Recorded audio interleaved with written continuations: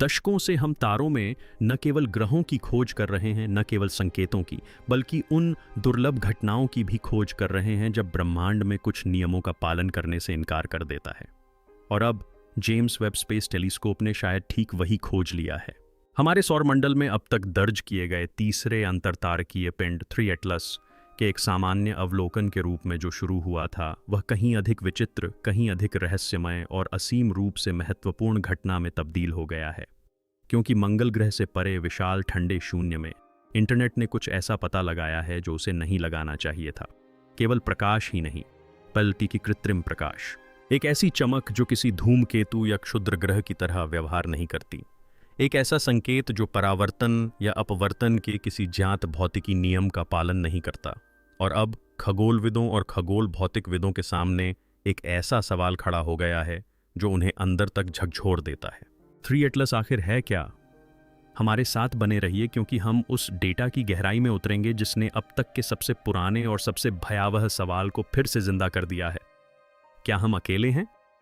3 Atlas को पहली बार सौर मंडल के किनारे पर एक धुंधले बिंदु के रूप में देखा गया था, जो एक ऐसे पथ पर चल रहा था जिसका अनुसरण कोई स्थानीय वस्तु नहीं कर सकती थी। यह स्पष्ट रूप से अंतरतारकीय था, हमारे सूर्य के गुरुत्वाकर्षण क्षेत्र से परे उत्पन्न हुआ, किसी अज्ञात शक्ति द्वारा आकाशगंगा में फेंका गया और अब चुपचाप हमारे पड़ोस में बह रहा है। पहले तो इसे ओमुआमुआ और बोरिसोव जैसे अपने पूर्ववर्तियों की तरह ही एक खगोलीय अजूबा माना गया, लेकिन इसकी शुरुआती तस्वीरों में भी कुछ गड़बड़ सी महसूस हुई। अधिकांश अंतरतारकीय पिंडों के विपरीत 3 एटलस असामान्य रूप से चमकीला था, और वह भी ऐसे तरीके से जो समझ में नहीं आता था। इसका परिमाण इसके अनुमानित आकार या संरचना से मेल नहीं खाता था। यह एक अप्राकृतिक स्थिरता के साथ झिलमिला रहा था। इसकी चमक न तो अपेक्षा के अनुरूप फीकी पड़ रही थी और न ही किसी प्रकार के गैस उत्सर्जन या धूल निकलने के संकेत के साथ भड़क रही थी। परंपरागत धूमकेतु बर्फ के पिघलने से अचानक तेज चमकते हैं, लेकिन यह धूमकेतु स्थिर रहा, मानो इसे अंदर से ऊर्जा मिल रही हो। दुनिया भर की दूरबीनों ने इसे देखने के लिए रुख किया, और वेब अपनी अद्वितीय अवरक्त स्पेक्ट्रम में देखने की क्षमता के साथ इस रहस्य को सुलझाने के लिए इस्तेमाल किया गया। इसने जो देखा उससे सब कुछ बदल गया। पृथ्वी से 10 लाख मील दूर लांघे पॉइंट पर स्थित जेम्स वेब स्पेस टेलीस्कोप को अदृश्य को देखने, तारों की चकाचौंध को भेदने और अंधेरे में छिपी चीजों को उजागर करने के लिए डिजाइन किया गया था। 3 नेत्रों वाले एटलस पर इसकी दृष्टि से भ्रम दूर होने की उम्मीद थी। इसके बजाय इसने इसे और बढ़ा दिया। दूरबीन के उपकरणों ने एक केंद्रीकृत तापीय उत्सर्जन का पता लगाया जो सूर्य के प्रकाश के किसी भी प्राकृतिक परावर्तन से मेल नहीं खाता था।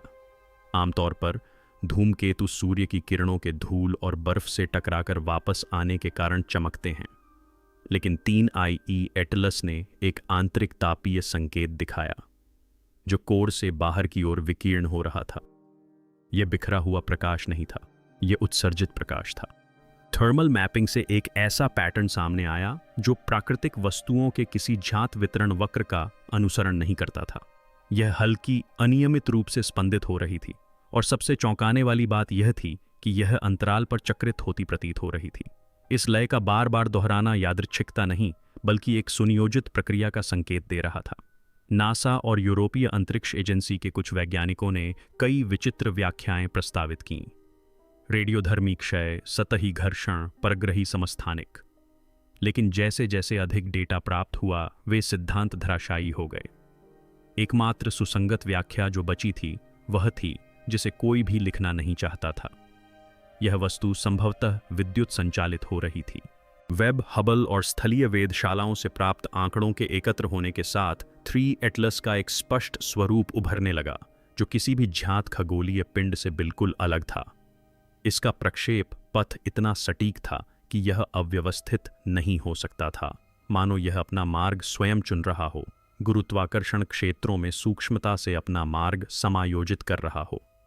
इसका घूर्णन असामान्य रूप से स्थिर था, जिसमें एक लुढ़कने जैसी गति थी जो मानक जड़त्वीय बहाव को चुनौती देती थी, और सौर विकिरण के निकट से गुजरते समय भी इसकी कोई प्रतिक्रिया न दिखना एक आवरण या कवच का संकेत देता था, शायद कोई ऐसी चीज जो इसे गर्मी से बचा रही हो। फिर सबसे विवादास्पद खोज सामने आई, इसकी सतह की परावर्तनशीलता, एल्बिडो, कुछ हिस्सों में लगभग पूर्ण पाई गई, जो पॉलिश की हुई धातु के समान थी, न कि चट्टान, न बर्फ, न धूल, बल्कि धातु के समान। इसके परिणाम खगोल विज्ञान जगत में एक झटके की तरह फैल गए। यदि यह धात्विक संरचित और ऊर्जा उत्सर्जित करने वाला था, तो हम अब किसी प्राकृतिक वस्तु का अवलोकन नहीं कर रहे थे, हम एक तकनीक का अवलोकन कर रहे थे। अचानक गलियारों में जांच शब्द फुसफुसाने लगा, बीकन, यान, यहाँ तक कि कलाकृति भी। ये विचार कि यह एक एलियन अंतरिक्ष यान हो सकता है, अब केवल षड्यंत्र मंचों तक ही सीमित नहीं रहा। यह अब गुप्त फायरवॉल के पीछे संस्थागत ईमेल में चुपचाप प्रसारित हो रहा था। शायद सबसे निर्णायक सबूत न तो ऊष्मीय उत्सर्जन था, न ही प्रक्षेप पथ, और न ही अजीब धातुई संकेत, बल्कि यह प्रकाश था। फोटोमेट्रिक विश्लेषण ने कुछ चौंकाने वाली बात उजागर की। 3i एटलस से आने वाला प्रकाश एक संकीर्ण स्पेक्ट्रम बैंड में केंद्रित था। दूसरे शब्दों में, यह सूर्य के प्रकाश का व्यापक प्राकृतिक परावर्तन नहीं था, बल्कि विशिष्ट तरंग दैर्ध्यों का नियंत्रित उत्सर्जन था। एलईडी एरे, लेजर संचार प्रणाली और अंतरिक्ष यान सिग्नल बीकन के साथ हम ठीक यही करते हैं। इसके अलावा इस बैंड में वे आवृत्तियां शामिल थीं जिनका उपयोग पृथ्वी पर संचार और मार्गदर्शन प्रणालियों में अक्सर किया जाता है। इतना ही नहीं, प्रकाश की तीव्रता सौर विकिरण के प्रति बहुत ही सूक्ष्म रूप से प्रतिक्रिया करती हुई प्रतीत हुई, मानो कोई ऑनबोर्ड सिस्टम इसे वास्तविक समय में समायोजित कर रहा हो। यह अनियमित रूप से नहीं, बल्कि एक अजीब रुक रुक कर होने वाली स्पंदन के साथ झिलमिला रही थी। खगोलविदों ने जात सिग्नल मॉडल के माध्यम से डेटा का विश्लेषण किया। उन्हें जो परिणाम मिला वह निर्णायक नहीं था, लेकिन अर्थहीन भी नहीं था। कुछ लोगों का दावा था कि ये स्पंदन बाइनरी अनुक्रमों से मिलते जुलते थे। कुछ अन्य लोगों ने कहा कि यह एक घूमता हुआ ऊर्जा स्रोत हो सकता है, लेकिन निष्कर्ष निर्विवाद था। ये कोई निष्क्रिय वस्तु नहीं थी, ये कुछ कर रही थी, कुछ जानबूझकर किया जा रहा था, और हम इसे प्रत्यक्ष रूप से देख रहे थे। जैसे जैसे डेटा प्राप्त होता गया, MIT और हार्वर्ड के खगोल भौतिकविदों की एक टीम ने 3 एटलस से आने वाले विद्युत चुंबकीय उत्सर्जन का गहन सिग्नल विश्लेषण किया। पहली नज़र में आवृत्तियां बेतरतीब लग रही थीं, मानो स्पेक्ट्रम में बिखरा हुआ शोर हो। लेकिन जब उन्होंने चक्रीय पैटर्न को अलग करने के लिए फोरियर ट्रांसफॉर्म का प्रयोग किया, तो कुछ खास बात सामने आई। शोरगुल के बीच एक फुसफुसाहट की तरह एक संरचित दोहराव वाला स्पंदन था, जो इतना सटीक था कि स्वाभाविक नहीं लग रहा था। यह न तो मानक बाइनरी था, न ही मानव तकनीक में प्रयुक्त कोई सामान्य मॉड्यूलेशन, लेकिन इस पर जानबूझकर एनकोडिंग के स्पष्ट निशान थे। कुछ लोगों ने अनुमान लगाया कि यह एक बीकन हो सकता है, एक दोहराव वाला प्रसारण जो पृथ्वी से बाहर के रिसीवरों के लिए लक्षित हो।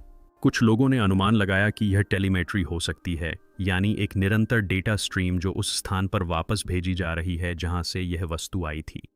परेशान करने वाली बात यह थी कि संदेश चाहे जो भी हो, वेब द्वारा पहली बार पता लगाए जाने के बाद से उसमें कोई बदलाव नहीं आया था। ऐसा लग रहा था मानो 3 एटलस हमसे नहीं, बल्कि किसी और से बात करने की कोशिश कर रहा हो, और शायद उस किसी और ने इसे पहले ही सुन लिया हो।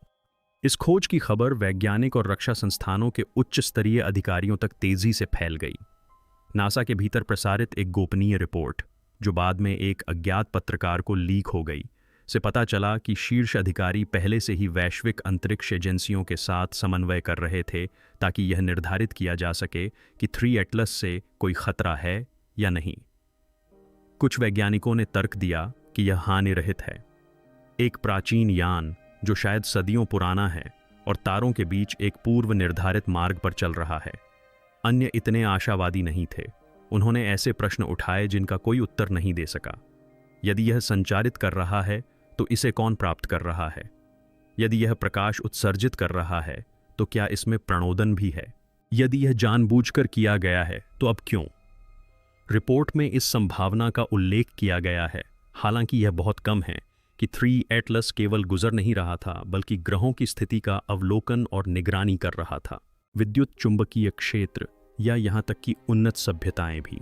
इस संभावना ने पर्दे के पीछे दहशत पैदा कर दी, क्योंकि अगर यह वस्तु अकेली नहीं थी तो कुछ और भी रास्ते में हो सकता था, कोई ऐसी चीज जिसने इसे भेजा हो। 3 एटलस की चमक की गहन जांच से एक क्रांतिकारी परिकल्पना सामने आई कि यह वस्तु केवल ऊर्जा उत्सर्जित नहीं कर रही थी, बल्कि उसका संग्रहण भी कर रही थी। सूर्य से इसकी निकटता के साथ इसके प्रकाश उत्पादन में होने वाले उतार चढ़ाव और रासायनिक प्रतिक्रियाओं की स्पष्ट कमी से यह अनुमान लगाया जा सकता है कि यह अपनी सतह के नीचे अंतर्निहित सौर ऊर्जा संग्रहण प्रणाली या फोटोनिक अवशोषण प्रणाली का उपयोग कर रही होगी। लो और कुछ अन्य सिद्धांतकारों ने यह परिकल्पना की कि वस्तु के चारों ओर मौजूद धूल का बादल दोहरी भूमिका निभा सकता है। एक तो इसकी कृत्रिम संरचना को छुपाने के लिए छलावरण के रूप में, और दूसरा सौर विकिरण को अवशोषित करने के माध्यम के रूप में। यदि यह सत्य है तो इससे यह संकेत मिलता है कि 3 एटलस एक आत्मनिर्भर अंतरिक्ष यान है जिसे गहरे अंतरिक्ष में अनिश्चित काल तक यात्रा करने के लिए डिजाइन किया गया है, और यह एक तारे से दूसरे तारे तक जाते समय स्वयं को ईंधन प्रदान करता है। यह अवधारणा अंतरतारकीय जांचों के ज्ञात सैद्धांतिक मॉडलों के अनुरूप है। ऐसी मशीनें जो सदियों तक निष्क्रिय रह सकती हैं और केवल तभी सक्रिय होती हैं जब वे किसी ऐसे तारामंडल तक पहुंचती हैं जिसकी जांच करना महत्वपूर्ण हो, और यदि हमारे सौरमंडल ने उस सक्रियता को प्रेरित किया तो संदेश प्राप्त हो गया। जैसे जैसे अंतर्राष्ट्रीय अंतरिक्ष एजेंसियां जवाब खोजने में जुटती गईं, एक सच्चाई और भी स्पष्ट होती गई। हम तैयार नहीं हैं। अलौकिक संपर्क के बारे में दशकों से चली आ रही अटकलों के बावजूद हमारी राजनीतिक, वैज्ञानिक और दार्शनिक प्रणालियां इस बात को समझने में पूरी तरह असमर्थ हैं कि 3 आंखों वाला एटलस क्या दर्शा सकता है। कोई आधिकारिक बयान जारी नहीं किया गया था, लेकिन फ्रांस, जापान और ब्राजील की एजेंसियों से लीक हुए आंतरिक दस्तावेजों से संकेत मिलता है कि यह वस्तु केवल एक असामान्य घटना नहीं, बल्कि धीमी गति से हो रही पहली मुलाकात हो सकती है। और हॉलीवुड की कहानियों के विपरीत न तो कोई लैंडिंग हुई, न ही आकाश में अचानक कोई उपस्थिति दिखाई दी, न ही कोई तत्काल जवाब मिला। केवल डेटा, केवल प्रकाश, केवल सन्नाटा। इंटरनेट हर दिन उस वस्तु पर नजर रखता है, फिर भी इससे मिलने वाला हर जवाब 2 और सवाल खड़े करता है।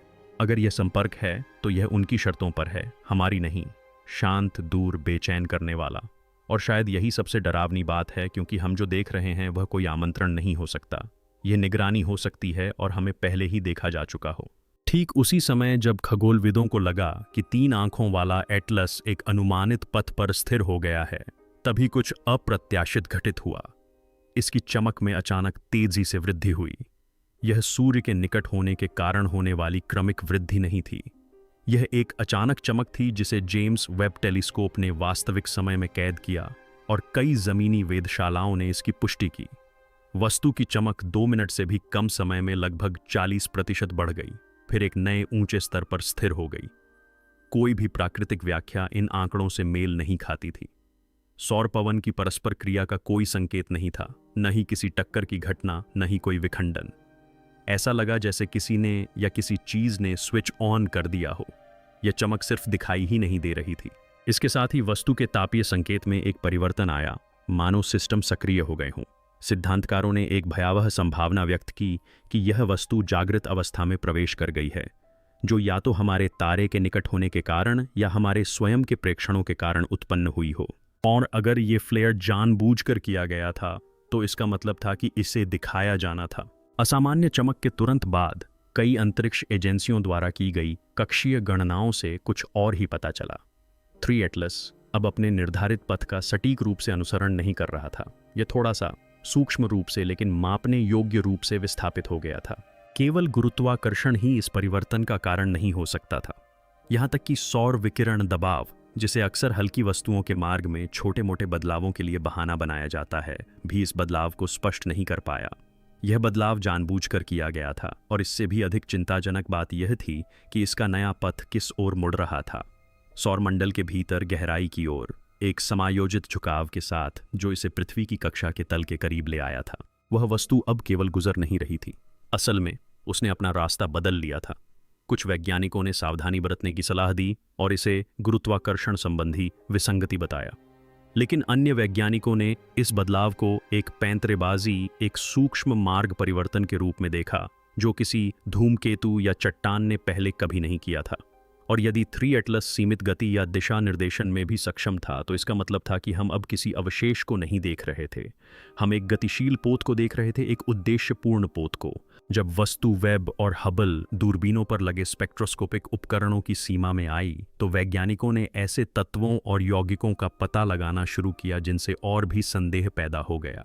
अत्यधिक परावर्तक मिश्र धातुओं, दुर्लभ पृथ्वी तत्वों, और सबसे चौंकाने वाली बात यह थी कि आवर्त सारणी में पहले कभी सूचीबद्ध न किए गए यौगिकों से मिलती जुलती स्पेक्ट्रल अवशोषण रेखाओं का पता चला। ये उस प्रकार के पदार्थ नहीं थे जो किसी जमे हुए अंतरतारकीय चट्टान के टुकड़े में पाए जाते हैं। इन्हें कृत्रिम रूप से बनाया गया था या कम से कम ऐसी परिस्थितियों में संश्लेषित किया गया था जो प्राकृतिक रूप से मौजूद नहीं होती हैं। एक स्पेक्ट्रल प्रोफाइल किसी भी ज्ञात रासायनिक प्रक्रिया से मेल नहीं खाती थी, लेकिन क्वांटम पदार्थ प्रयोगशालाओं में प्रस्तावित सैद्धांतिक यौगिकों से काफी मिलती जुलती थी। ऐसे पदार्थ जिनके बारे में माना जाता था कि वे केवल तीव्र चुंबकीय क्षेत्रों या क्वांटम परिरोध के प्रभाव में ही मौजूद होते हैं। इस खोज से या तो अकल्पनीय आयु का संकेत मिलता है, जिससे यह पता चलता है कि वस्तु मानव सभ्यता से हजारों वर्ष पूर्व की है, या फिर किसी ऐसी सभ्यता द्वारा हाल ही में निर्मित की गई है जो हमारी सभ्यता से कहीं अधिक उन्नत है। इन पदार्थों की प्रकृति किसी भी संकेत से कहीं अधिक स्पष्ट थी, क्योंकि भले ही हम संदेश को समझ न सकें, संदेशवाहक स्वयं अप्राकृतिक था। जैसे जैसे इस बात के बढ़ते सबूत सामने आने लगे कि इसकी उत्पत्ति अप्राकृतिक है, सरकारों और एजेंसियों ने प्रतिक्रिया देना शुरू कर दिया, हालांकि सार्वजनिक रूप से नहीं, लेकिन स्पष्ट तत्परता के साथ। वेधशाला नेटवर्क पर एन्क्रिप्शन स्तर बढ़ा दिए गए, अनुसंधान टीमों को चुपचाप स्थानांतरित कर दिया गया। कई महाद्वीपों में उपग्रहों के पुनर्संयोजन में अचानक अस्पष्ट वृद्धि देखी गई। अंतरिक्ष यात्रा करने वाले देशों ने गुप्त रूप से बंद दरवाजों के पीछे आकस्मिक योजना पर चर्चा शुरू की। एक अंतर्राष्ट्रीय रक्षा संघ से लीक हुए एक दस्तावेज से संकेत मिला कि एटलस 3 अकेला आगंतुक नहीं बल्कि एक खोजी हो सकता है।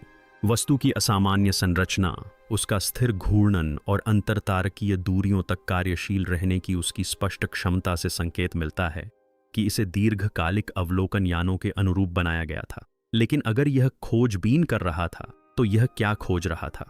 और इससे भी अधिक चिंताजनक बात यह थी कि आगे क्या हो सकता है। विश्वविद्यालयों, वेधशालाओं और सैन्य कमान केंद्रों में एक भयावह आम सहमति बन रही थी।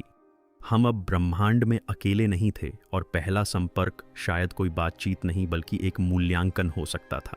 जैसे जैसे अटकलें चरम पर पहुंचती गईं, सेठी संस्थान की एक साहसी टीम ने वह जोखिम उठाने का फैसला किया जो कोई और नहीं उठा सकता था।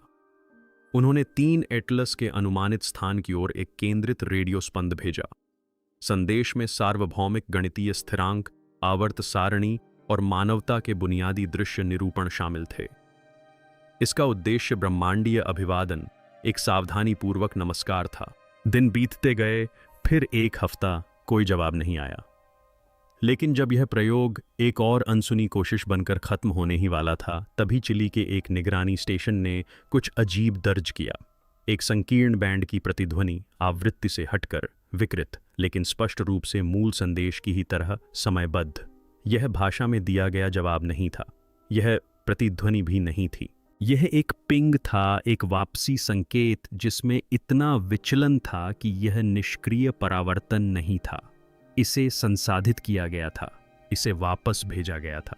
लेकिन सेटी टीम को सबसे ज्यादा चौंकाने वाली बात संकेत स्वयं नहीं थी, बल्कि इसका समय था, क्योंकि संदेश भेजने के ठीक 72 घंटे बाद प्रतिक्रिया आई। इसका मतलब यह था कि किसी ने न केवल हमारा संदेश प्राप्त किया था, बल्कि उसने देरी का अनुमान लगाकर जानबूझकर जवाब दिया था। रिटर्न पिंग का पता चलने के बाद दुनिया भर की वेधशालाओं में तकनीकी गड़बड़ियां आने लगीं। वेब के इंफ्रारेड उपकरणों ने प्रक्षेपण के बाद पहली बार अनियमित थर्मल मैपिंग दिखाई, और हबल के जायरोस्कोपिक सेंसरों ने स्थिर अभिविन्यास के बावजूद सूक्ष्म उतार चढ़ाव दर्ज किए। जमीन पर स्थित दूरबीनों में ऐसी गड़बड़ियां देखी गईं जिन्हें शुरू में सॉफ्टवेयर की गड़बड़ी, तारों के नक्शों का गलत संरेखण, अस्पष्ट पिक्सेल विकृतियां और 3 नेत्र एटलस पर केंद्रित होने पर डेटा प्रवाह का रुक जाना मानकर नजरअंदाज कर दिया गया था। लेकिन ये गड़बड़ियां अचानक नहीं हुईं, ये एक साथ समन्वित तरीके से घटित हुईं, मानो कोई या कुछ नहीं चाहता था कि हम बहुत करीब से देखें। यूरोपीय अंतरिक्ष एजेंसी के भीतर गहराई में स्थित एक गुप्त विचार मंथन समूह से एक सिद्धांत सामने आया। वस्तु केवल संकेत उत्सर्जित नहीं कर रही थी, वह हमें जाम कर रही थी, चुनिंदा रूप से हस्तक्षेप कर रही थी। इसके परिणाम चौंकाने वाले थे। एक निष्क्रिय आगंतुक अपनी पहचान नहीं छिपाता, एक खोजी ऐसा करता है। यदि वस्तु सक्रिय रूप से यह नियंत्रित कर रही थी कि हम क्या देख सकते हैं और कब देख सकते हैं, तो हम उसे नहीं देख रहे थे। हमें ऐसा करने की अनुमति दी जा रही थी, और फिर सन्नाटा छा गया। संकेत घटना और तकनीकी खराबी के कुछ ही दिनों के भीतर वेब से अपडेट में देरी हुई, उन्हें प्रतिबंधित किया गया और अंततः उनका मार्ग बदल दिया गया। सार्वजनिक लॉग अब सुलभ नहीं थे। यूरोपीय अंतरिक्ष एजेंसी ने उपकरण के पुनः अंशांकन के बारे में एक अस्पष्ट बयान जारी किया। नासा ने इस पर टिप्पणी करना बंद कर दिया। यहाँ तक कि प्रतिष्ठित पत्रिकाएं जो 3i एटलस को बारीकी से कवर कर रही थीं, उन्होंने भी अपनी खबरें वापस लेना शुरू कर दिया या बिना किसी विवरण के तटस्थ सारांश प्रकाशित करने लगीं। खगोल भौतिकी समुदाय दो भागों में बंट गया। कुछ का मानना था कि एजेंसियां सार्वजनिक करने से पहले इस खोज की पुष्टि करने की कोशिश कर रही हैं। वहीं अन्य लोगों का मानना था कि सच्चाई पहले ही पुष्ट हो चुकी है और अब इसे दबाया जा रहा है। बचे हुए कुछ स्वतंत्र वेधशालाओं ने जनता के लिए कच्चे डेटा जारी करना शुरू किया, लेकिन ये डेटा जल्द ही गलत सूचनाओं और अटकलों के सैलाब में डूब गए। जो कभी वैश्विक वैज्ञानिक रहस्य था, वह अब एक रणनीतिक संपत्ति बन गया था। और इतिहास ने हमें दिखाया है कि जब सरकारें किसी खोज को गोपनीय घोषित करती हैं तो क्या होता है, सच खामोशी में मर जाता है। जो कुछ वे देख रहे थे उसे समझने के अंतिम प्रयास में खगोलविदों और गणितज्ञों के एक समूह ने पैटर्न पहचान और संभाव्यता सिद्धांत का सहारा लिया। वे अब संचार की तलाश नहीं कर रहे थे, वे इरादे के प्रमाण की तलाश कर रहे थे। और तभी उन्हें सबसे भयावह पैटर्न का पता चला। सौरमंडल में वस्तु का पथ, जो देखने में स्वाभाविक लग रहा था, ग्रहों की स्थिति के सापेक्ष प्लॉट करने पर फिबोनाची चाप को प्रतिबिंबित कर रहा था, जो प्रकृति में पाई जाने वाली आनुपातिक सुंदरता का एक प्राचीन सर्पिल है और संयोग से पृथ्वी आधारित कई संचार प्रोटोकॉल में भी मौजूद है। इसके अलावा इसके मार्ग परिवर्तन का समय, प्रकाश की चमक और यहाँ तक कि पिंग प्रतिक्रिया भी अभाज्य संख्याओं के अनुक्रमों से संबंधित थी। इस प्रकार की घटना के स्वाभाविक रूप से घटित होने की संभावना खगोलीय रूप से अत्यंत कम है। इन पैटर्नों को चुना गया था। इसका मतलब था कि यह ऑब्जेक्ट 3 एटलस सिर्फ सौरमंडल में उड़ नहीं रहा था, यह गणितीय सटीकता के साथ नेविगेट कर रहा था, मानो किसी नक्शे या अनुसूची का पालन कर रहा हो। कुछ सिद्धांतकारों ने अब अकल्पनीय बात फुसफुसाकर कही, यह कोई अंतरतारकीय जांच यान नहीं हो सकता, यह एक अंतरतारकीय संदेश हो सकता है जो ध्वनि या प्रतीकों से नहीं बल्कि व्यवहार से बना हो। और हमने अभी अभी पहला शब्द डिकोड किया है। जैसे जैसे भ्रम की धूल छंटने लगती है, एक सच्चाई ऐसी है जिसे नजरअंदाज करना नामुमकिन है। 3 एटलस महज एक चट्टान नहीं थी। इससे निकलने वाली अप्राकृतिक रोशनी से लेकर इसके द्वारा लौटाए गए संकेत तक, दुर्लभ सामग्रियों से लेकर पथ में सुनियोजित परिवर्तन तक, इस रहस्य का हर पहलू एक ही असहज निष्कर्ष की ओर इशारा करता है। हम बहुत लंबे समय से अकेले नहीं हैं और शायद हमें यह जानने का कभी मौका ही नहीं मिला। आकाशगंगाओं के जन्म की प्रक्रिया को देखने के लिए बनाया गया जेम्स वेब टेलीस्कोप शायद किसी ऐसी चीज की झलक देख पाया हो जो हमें पलट कर देख रही हो। कोई प्राचीन, सचेत और निगरानी करने वाली चीज, किसी दूर के तारामंडल की सुरक्षा से नहीं बल्कि हमारे अपने खगोलीय पड़ोस की दहलीज से। और फिर भी सन्नाटा छाया हुआ है। एजेंसियां बोलने से इनकार कर रही हैं, आंकड़े रोके जा रहे हैं। ऐसा लगता है कि दुनिया को इसके लिए तैयार नहीं माना गया है। लेकिन हमें उम्मीद की किरण दिखी, हमने रास्ता खोज निकाला। और अब हम वह सवाल पूछते हैं जो सबसे समझदार लोगों को भी डरा देता है, आगे क्या होगा? क्या 3 एटलस महज एक मार्ग था, हमारी छोटी सी दुनिया का लेखा जोखा तैयार कर रहा था ताकि आगे की यात्रा जारी रख सके? या फिर यह कई में से पहला था, एक ऐसा यंत्र जो किसी बड़ी चीज का मार्ग प्रशस्त कर रहा था, कोई ऐसी चीज जो आगे बढ़ने के लिए संकेत की प्रतीक्षा कर रही थी? अंततः शायद इससे कोई फर्क न पड़े कि 3 एटलस एक मशीन थी या कुछ और ही। महत्वपूर्ण बात यह है कि वह आया, उसने देखा और उसने प्रतिक्रिया दी। और अब उस ठंडे अंतहीन अंधेरे में कहीं कोई चीज उस नीले ग्रह की ओर अपना ध्यान केंद्रित कर रही होगी जिसने सबसे पहले संकेत दिया था। उलटी गिनती शायद शुरू हो चुकी है और ब्रह्मांड एक बार फिर हमें याद दिलाता है कि हम केंद्र नहीं हैं, हम प्रेक्षित हैं।